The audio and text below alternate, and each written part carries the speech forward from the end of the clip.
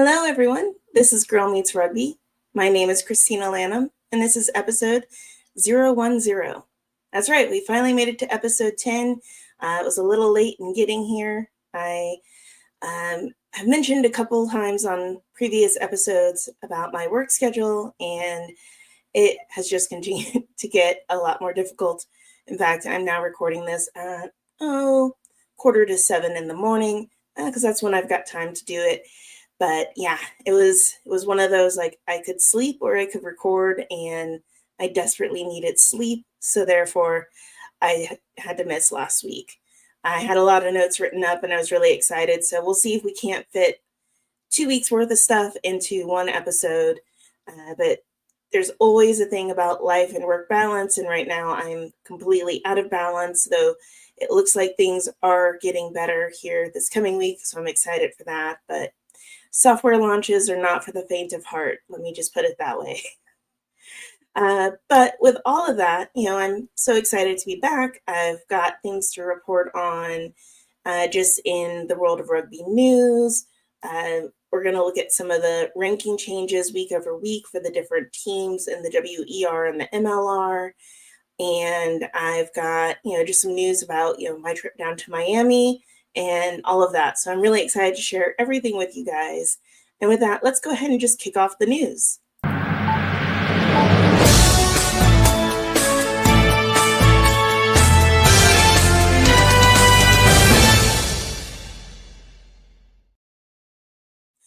All right. In the world of rugby, we have got some good things, some bad things. Probably the worst news to start off with is Central Washington University has announced that they are discontinuing their varsity teams for men and women's rugby at the end of this school term.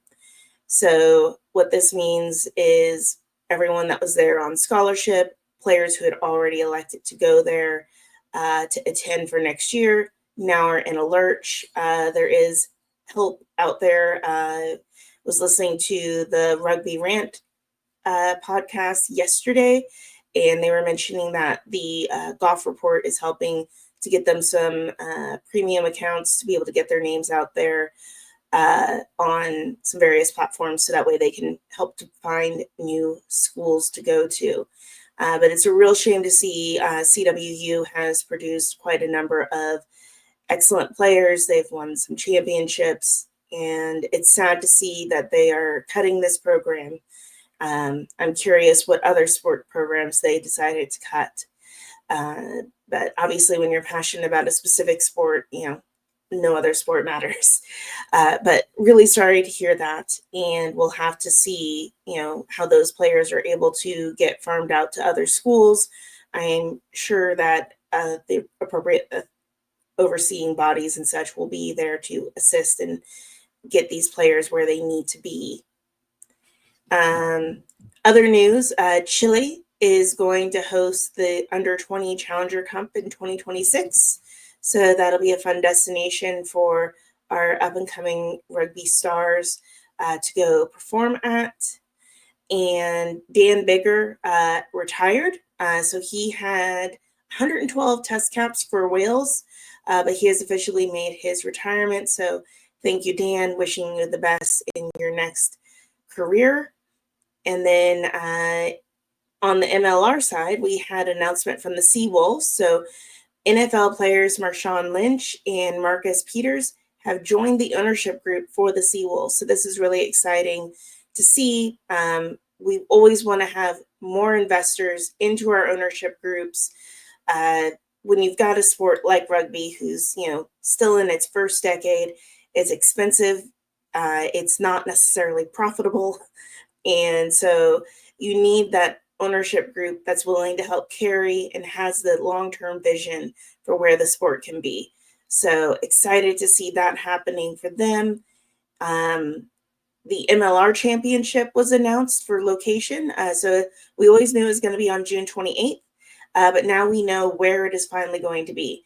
And that is going to be in Pawtucket, Rhode Island at their brand new stadium, Centerville Bank Stadium. It holds 10,500 people. This is the stadium that the Banshees have their last 3 matches at. And so it's kind of just down the road, so to speak, from Quincy, and where they've been playing, both the Banshees and the Free Jacks play at Veteran Memorial Stadium in Quincy. And so, but obviously that stadium is insufficient in size to support the turnout that we hope to have for an MLR championship. So to still support an East Coast, Northeast location, they're going to be doing it in Pawtucket, Rhode Island. Would love to go, but my house still hasn't sold, so extra trips are just not in my future right now unless somebody wants to fund me a trip to Rhode Island. And I don't see that happening. So that's great. We finally have an announcement. Wish MLR had come out with it earlier. I don't know if there was just things up in the air and they couldn't confirm, or if they just decided to wait till later to decide. But the earlier fans know where it's going to be, the better they can plan for it, they can budget for it. So I would love to make it to an MLR championship game, whether my team is in the mix or not. I think that would just be a really fun event. And then finally, I just want to talk about the USA Women Eagle player pool selections. Obviously, these happened a little bit ago, but we are on the eve of the first match, the first test match. So the USA Women are going to be playing Japan tomorrow, and that is going to be available for free to view on Rugby Pass TV. I just went this morning. I was looking it up on my phone. You have to sign up for an account, but the account is free. But I know yet another account. We've got Rugby Pass TV, DAZN, the Rugby Network, ESPN Plus, Flow Sports. There's just so many. It's hard to keep track of everything.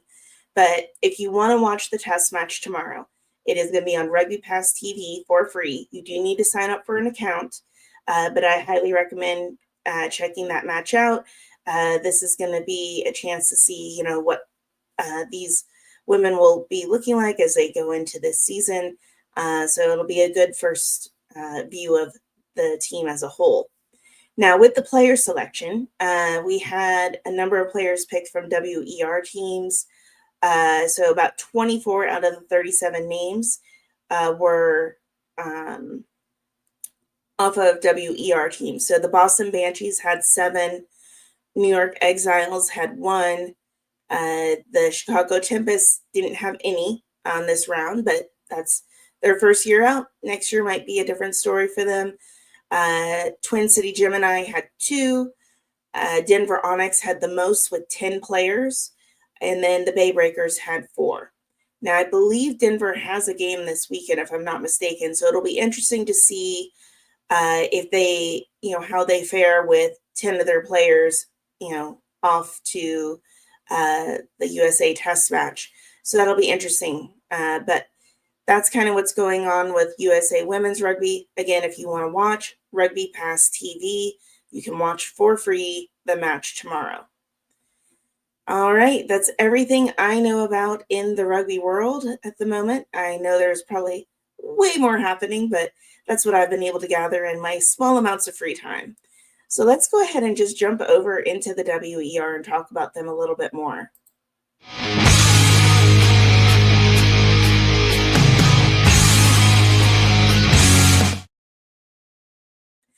All right.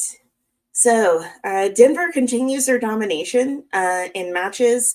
They pulled an impressive 75, 76 point score. It was crazy. I saw it on the screen and I was like, I don't think I read that right. Let me go look again. And I was like, nope, they scored 70 plus points. So they are just bound and determined to dominate every team they play.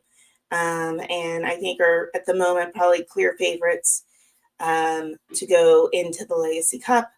But we're going to have to see how things unfold. Again, as I was just mentioning, 10 of their players were selected to represent the U.S. Will this affect their player dynamics? We don't know yet. So we'll have to see how that goes. But they have definitely had extremely strong showings. We saw, I believe, the New York Exiles make a comeback, win a game recently, which was good to see. And I've been playing around with some racing bar charts in Canva. So I'm a bit of a Canva nerd. It's fun and I like data. So if you really like data, you need to check out MLR Stats on Instagram or NAR Stats on YouTube. But that's James Dealey, and he has the best data.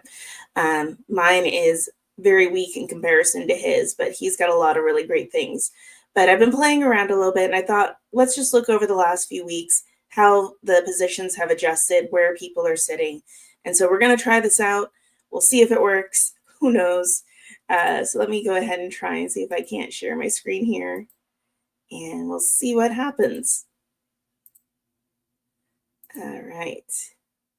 So one, it helps if I'm on the right sheet. So there's that. Never fails for me to be on the wrong. So there we go. So here's the WER. We've got all our teams.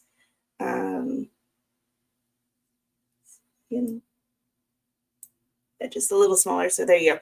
So, and it's basically going to run week 1 through week 4 for them. But we can just see kind of where things started out on week 1. Obviously, the Banshees and the Gemini were on top with their wins. Exiles were able to come in 3rd, Tempest 4th, and obviously Onyx and Breakers were on their initial bye week. So we can start to see some movement here where things kind of coming into play. And you've really got a clear set of leaders in your pack. So obviously Banshees are currently still sitting on top despite Onyx having a massive point differential, but they're going to still be working out like games in hand and things of that nature. But Banshees are sitting at the top at 16 points. You've got the Onyx right behind them, really putting on the pressure at 15. Exiles are holding on at 12. Breakers 10, Gemini 5, and Tempest unfortunately sitting at 1. They're having a really rough start to their season. It looked like the Breakers were going to be in a similar boat based off their opening match with the Onyx, but that just seems to be what happens when you play the Onyx. You score a try and they score many. But they definitely turned around when they played the Exiles and had a very dominating game themselves. Gemini, who came out strong against Tempest initially, are continuing to struggle a bit.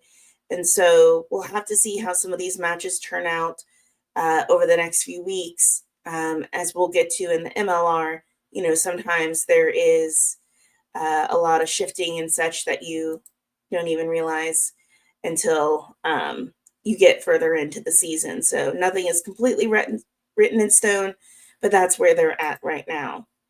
So hopefully that was interesting. It's one of those, I'm trying some things out. Want to give you guys some more interesting graphics. But I'm excited for where the WER is headed. I have a number of matches of theirs to catch up on. Again, I've missed a lot of rugby over the last couple of weeks just due to working nights, days, weekends, all of that kind of stuff. So there's a lot to catch up on there. But excited for what they've got going. If you haven't, there's also the Misfits Show with Scott the Big Guy Ferreira and Jasmine the Misfit Maven Rivera. So Ferreira and Rivera, but they're on there. They are the New York Exile supporter team, fan club, podcast, all of that. So definitely check out them. They're going to be trying to post regularly about things. So they were just live yesterday. But lots of folks out there wanting to talk about rugby. Please support them all.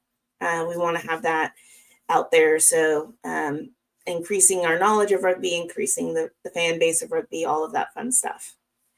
All right. Well, let's go ahead and just jump into the MLR, and we've got lots to talk about there as well.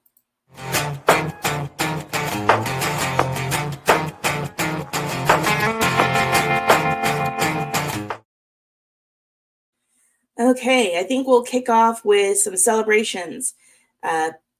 Players setting milestones. So we have, and I've got a list here, Connor Mooneyham from Anthem RC has celebrated his 50 caps. Connor also has the distinction of being the very first pick in the very first MLR draft. So congratulations, Connor, on your 50 caps. We have Alex Mahan, also from Anthem RC, is celebrating 75 caps. Tian Lutz from San Diego is at 50 caps. And Tavite Lopetti from San Diego, 50 caps. Will Leonard from Los Angeles, RFC, or Rugby Football Club Los Angeles, 75 caps. Jason Emery from OGDC, 50 caps. Justin Bassan, Houston, 50 caps. And then JP Smith becomes our second player to reach 100 caps in the MLR. He's the first player to do it all with one team. So he's been with Seattle Seawolves for all 100 matches he has played in. So congratulations to JP on that milestone. Congratulations to all the players for continuing to get their time out in on the pitch. And we're excited to see the sport continuing to grow, to mature, and get some really seasoned players in there. Also, I saw on Instagram that for the Seattle Seawolves, they had something else to celebrate. Their coach, Alan Clark, got engaged. So congratulations to Alan Clark and to his fiancée. Wishing you all the best. And then on a sadder note, for LA, they have 4 players that are out for the rest of the season due to injuries. And that is Lincoln Sy, Connor Young, Cronin Gleason, and Declan Laney. Now, I saw the match where Declan got hurt, and he looked to be in a lot of pain. And so I really feel for him, really feel for all the guys, hoping that they're going to be able to get through, get rehabbed, and be ready to play again next season. But that's massive loss for LA with these 4 players. As we know, rugby is a game of attrition. It's how deep is your bench? How healthy can you keep your team? And we're also entering into now the midweek game season. So we just had our matches on Tuesday. We had matches on Wednesday. We have players, that are playing 2-3 games in a shorter window. And so that's going to be harder on the teams. We're definitely starting to see some of that player pool being used. Anthem in particular, I've seen, has picked up players from other teams and such on loan. So this is the crunch time. This is really where we're going to see how teams can manage their bench and what they can do to keep their players healthy to get to the end of the season. So with that, I also wanted to talk about, I went to Miami 2 weeks ago. I went to go see the Houston SaberCats play the Miami Sharks, where it was probably not the best night to be a Houston fan. Wasn't our best showing, to say the least. But I did want to talk a little bit about Miami. I do have my Miami rugby ball. So my goal is I want to collect these from all the different stadiums I have from last year. My NOLA Gold, though it's a little smaller, so I feel like I need to go back to NOLA and get a bigger one. And of course, I have my Houston ball from the team, which I got a few years ago. So it's a little bit bigger than the rest, but these are a little more expensive. So I don't think I'm going to buy the full size one for every single team. But that is my goal. So I want to go to all the stadiums. I want to get a rugby ball from each one. And so, yeah. But let's talk about Miami. It was really easy to get over to the field. My friend actually lives like 30-40 minutes from the stadium itself. So I went and stayed with him and his family, and we drove in. It was really easy to get to the stadium. Parking was really straightforward. They had parking attendants, and they had a really nice setup outside the stadium of different food trucks and merch and all of that. It was easy to get into. I saw some fellow fans. I saw Max Schumacher's family, who are just always a joy to see. Love them.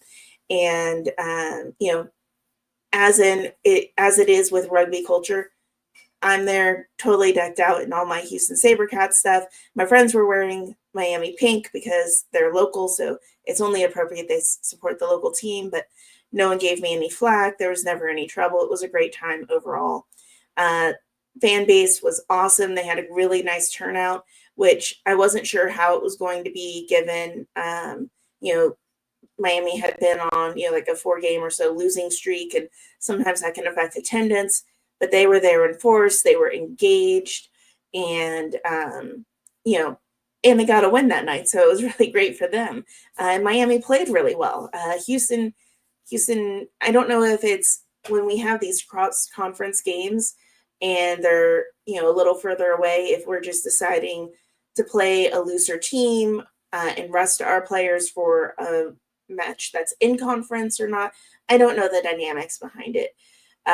But we've got Kutzer out on injury, and so they're not playing him, and it just seems to have a different feel of pace on the pitch when he's not there a lot of times. And that's no shade to AJ Alatimu or Max Schumacher, who I'll get to in a minute, playing at fly half. He's just a game changer to me on the SaberCats. And you don't want to have all your eggs in one basket because, again, player gets injured. What do you do? So you need to have the depth in your bench to take care of things. But it just feels like we're running at a different pace here when he's not starting at fly half. So my opinion, take it or leave it. But loved Miami, loved the stadium, loved the atmosphere. My friends were like, this is great. I love that it's so close. And so they're like, we should come to more matches. And so I think you've got some new supporters, Miami. I'm really glad I got to go down and see what you guys were all about. So New Orleans played 2 weeks ago in New Orleans itself, and they revealed their city kits, which I have to say were beautiful. I'm not always the biggest fan of a city kit. They're kits in general can be very hit or miss for me. Like in general this year, I'm not like, oh, I really love everyone's kits, or there's not one that really stands out to me that I'm like, that's one I like. I do love that Houston has white for away versus yellow, because that much yellow on anybody is a lot. Particularly as a fan, I don't really want to have to wear bright yellow everywhere, so I love the white kit for them. I think that looks really good. But the NOLA kits, it was kind of like an all black look with the architecture, I call it filigree, which is probably not the word for it. So, but if you haven't seen a picture of it, they looked really sharp. Their marketing about it was awesome. I shared that with non-rugby fans. I'm like, check out the look, with the throne and the crowns. I mean, kudos to the NOLA marketing team on that. NOLA kits looked really nice. And man, did they have a great home game. They played really well, totally shut down DC, and scored 50 points for the win. So love to see that for them there. Excuse me. So then we had also that weekend, San Diego flew out to New England. This was a rough match to watch. Weather was not great. I think it was below 40. It was wet. It was cold. Definitely not ideal weather for people that are living in San Diego full time to come up into. They started off, San Diego scored the first try. I was like, oh, okay, this is like, they're going to be playing. But as it's been for the last several games, San Diego just seems to be struggling to hold on to the performances they had at the beginning of the season. And so they're just continuing to, decline in their scoring, decline in their wins. Do you want to throw out there the New England Free Jacks in the first half? We had Penny went down with a head injury, and so they had to take him off by stretcher. So I hope he's doing okay. He did give a thumbs up to the crowd as he was leaving, which was encouraging. But obviously, that's something you have to kind of watch out for. It is a contact sport. So hoping he's going to be doing okay and that he'll be back on the pitch soon. But despite the loss of Penny, Free Jacks continue to roll, perform, and play really, really well. So New England really bouncing back from a rough start of a season. San Diego starting to fizzle out. I don't know. We'll have to see what's going to go on with them, but it's been And you'll see I've got rankings for them as well that we'll kind of look through. LA versus Utah. In the first half, that's when we lost Declan Leaney to injury. It also meant during the half, they actually took him by ambulance because he needed to go to the hospital to have things looked at. But then that meant they didn't have an ambulance. And you would think at UCLA, it wouldn't be that hard to get another ambulance there, but it was. So their half, I think, lasted about 45 minutes. And I don't know if that had an impact on LA or not. Obviously, you think, okay, we've got like 15 minutes, we're going to be out, we're going to be playing. And then you've got this really extended period of time between play. Because Utah and LA were tied at the half, 21-21. But then Utah just ran away in that second half. So I don't know if the loss of Laney as well as just the extended halftime period just had an impact on LA they couldn't overcome. Or, and not to discount Utah because they're on fire this season. Like I would say they are, a night and day difference from the team of seasons past. So really expecting them to end up at the top on the Western Conference, to be honest. And then also Chicago played Anthem RC. Clearly Chicago's were the favorites to win that, but they only won 28-20. Now, when we went into the half, they were clearly ahead. And I don't know if it was the case of, as I often talk about with the Houston team, is like, you have to remember you have to play both halves. And so sometimes it's like, oh, we're ahead, we don't have to try as hard.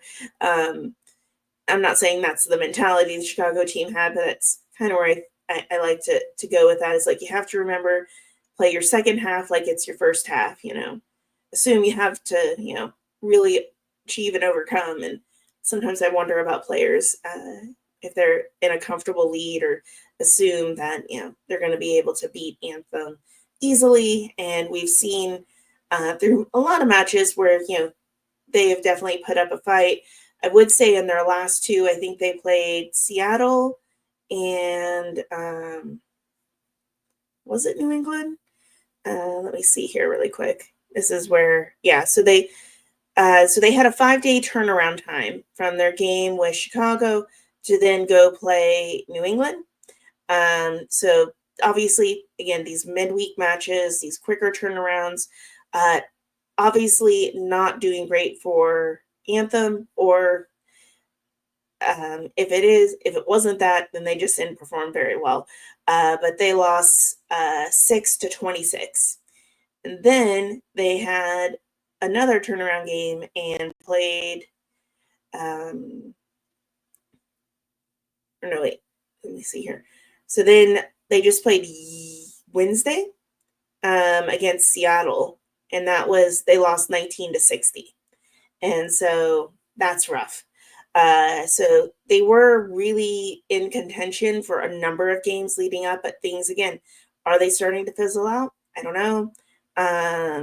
Their performances against NOLA, against New England, and against Seattle, not great. Even with Chicago, it's like they were really late to get going. Like in the second half, they finally started, churning and burning and starting to score, but it was too little too late. And so I'm not sure what Anthem needs to figure out on their roster, figure out in their play strategy, but they've got to get going quicker. But we've seen similar, I talked about that with Chicago in the beginning of the season, where it was like, the first 20 minutes, it was like they're just kind of all over the place. And then they, got cohesive and really started to play. But, it was a really loose, crazy 20 minutes where it's like, what's going on? And I've even seen that with Houston. I love Houston. They're my team. Actually, I've got my Boston Banshee shirt on today, but I was going to wear a Houston shirt. Then I was like, you know what? I'm going to support the Banshees today.